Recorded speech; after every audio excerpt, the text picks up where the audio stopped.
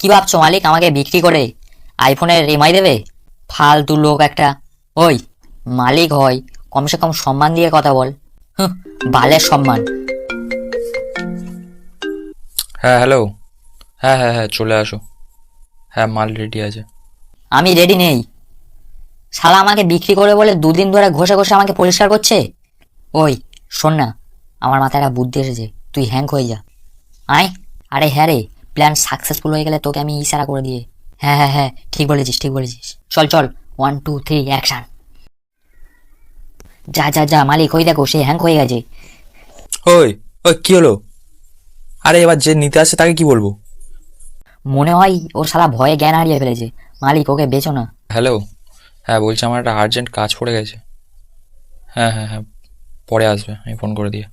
ও গিলা সে সুন্দর, উঠে যা উঠে যা উঠে যা রে। শালার, তোরা দুজন নাটক করছিলিস আমার সাথে। এবার এমআই এর টাকা আমি কোথা থেকে পাবো?